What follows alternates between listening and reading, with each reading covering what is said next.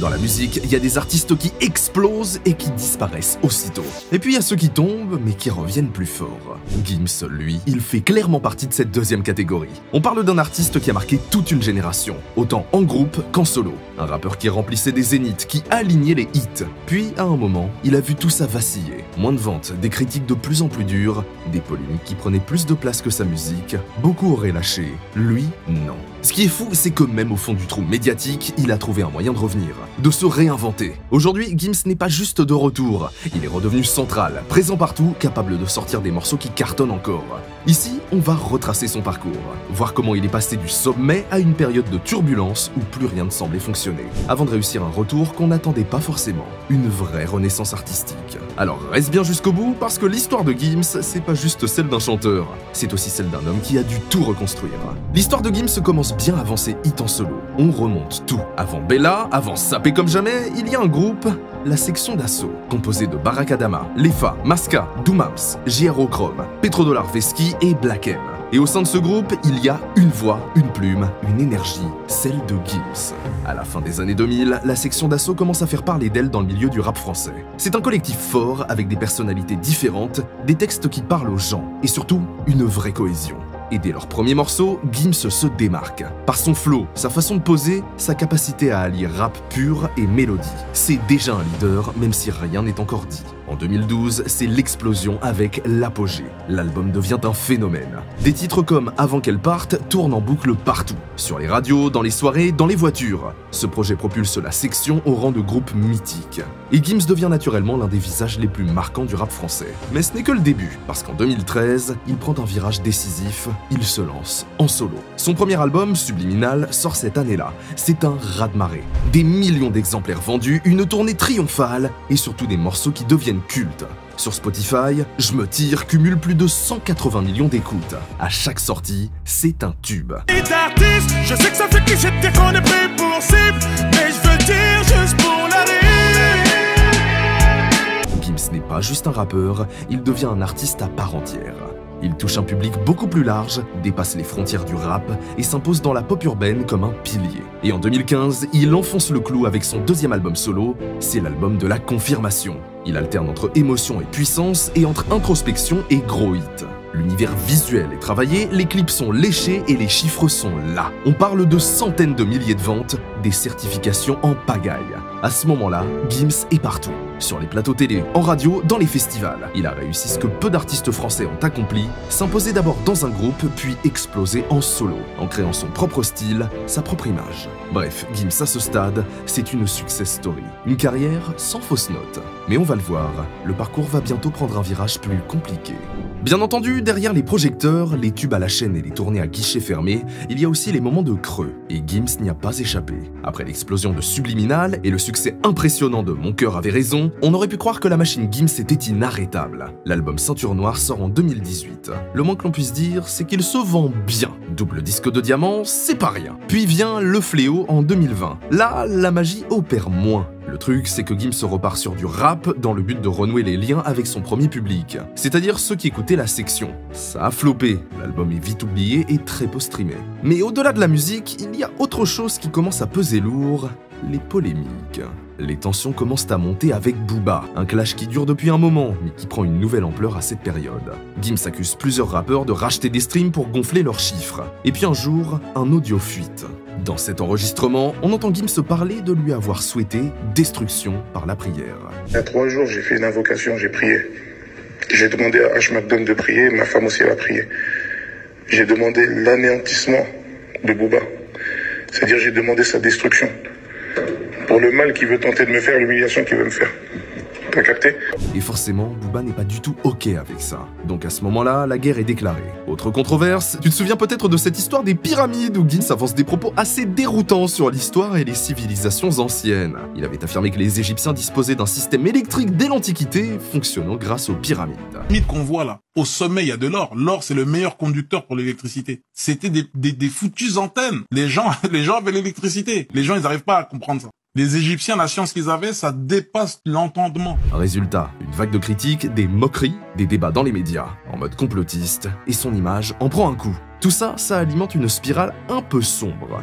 Gims devient une cible facile pour les réseaux et les médias. Et lui de son côté semble s'isoler, se braquer. Il communique moins ou mal. Certains fans décrochent, les reproches s'accumulent et petit à petit, l'image de l'artiste invincible s'effrite. Ce n'est pas un arrêt brutal, ce n'est pas une chute spectaculaire, c'est plutôt une lente érosion, comme si quelque chose s'était cassé, doucement mais sûrement. Mais l'histoire n'est pas finie, parce que Gims, malgré tout ça, il ne lâche pas. Et puis, contre toute attente, Gims revient. Pas du jour au lendemain, pas avec un coup d'éclat spectaculaire. Non, son retour, c'est une montée progressive. Presque silencieuse au début, mais redoutablement efficace. Après les critiques, les clashs, les périodes de doute, on aurait pu penser qu'il allait disparaître un temps, prendre du recul. Mais au contraire, il revient avec une stratégie bien plus réfléchie. En gros, il va revoir sa direction artistique. C'est un procédé que font la plupart des artistes quand leur notoriété baisse. Une vraie stratégie est mise en place. Il choisit mieux ses featuring, ses sons, ses visuels. Gims a multiplié les collaborations avec de grands artistes français et internationaux comme Jul, SCH, Vita. On sent qu'il prend le temps, qu'il veut proposer autre chose. Et surtout qu'il veut se reconnecter à ce qu'il sait faire de mieux, mélanger les styles, les mélodies, le rap, la pop, la variété à sa manière. Et ça paye. Dès 2024, il envoie les sons Spider, Niñao, Sois pas timide. Et là, on parle pas juste de retours encourageants, mais de véritables tubes. Les chiffres repartent à la hausse, les vues explosent, les plateformes de streaming tournent en boucle. Ces titres-là, ils sont partout. Sur TikTok, dans les playlists, à la radio. Et ce n'est pas un hasard. Gims a su s'adapter sans se trahir. Il a pris le temps d'écouter, d'observer, de comprendre ce qui marchait, tout en gardant sa signature. Le morceau Ciel en est un exemple.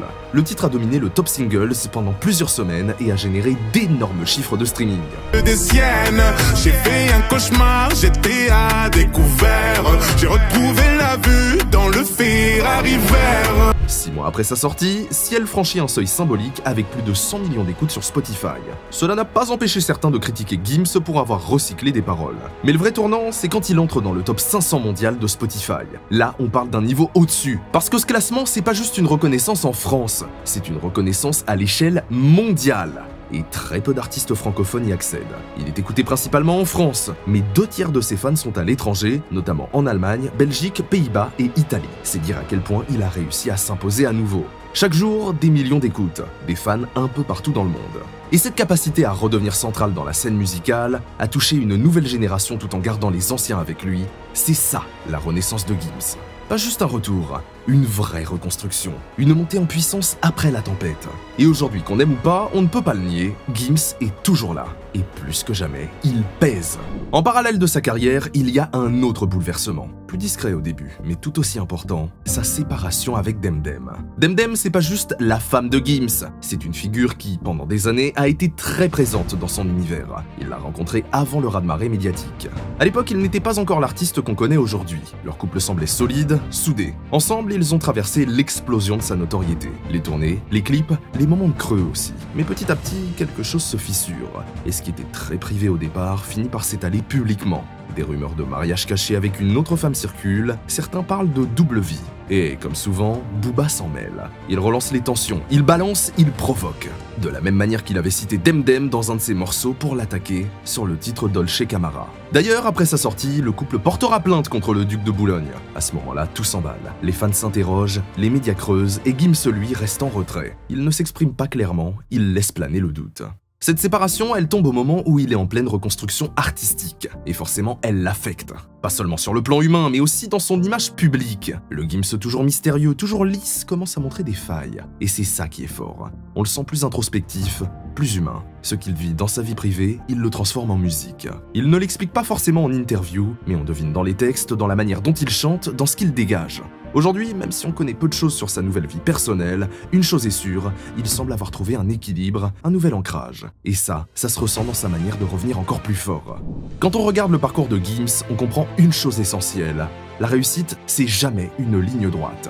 Il a connu des débuts incroyables, avec des albums qui ont marqué toute une génération. Il a rempli des salles, dominé les charts, imposé sa voix partout. Et puis, il y a le creux. Des projets qui marchent moins, des critiques de plus en plus présentes, des tensions, des clashs, des choix contestés. Mais là où certains auraient lâché prise, lui, il a tenu bon. Il a pris du recul, il a réajusté, il a changé de rythme, changé d'approche. Et surtout, il a continué à créer. C'est cette capacité à se réinventer qui impressionne. Parce que revenir après une chute, c'est jamais simple. Encore moins dans une industrie où tout va très vite. Gims aujourd'hui, c'est un symbole de résilience. Il s'est relevé, et pas qu'un peu. Il a retrouvé le succès, il a reconquis son public, et il a prouvé qu'il n'était pas juste un artiste d'une époque, mais un artiste qui traverse les époques. Et l'avenir, il reste ouvert. On sait qu'il prépare de nouveaux projets, qu'il continue à collaborer, à innover.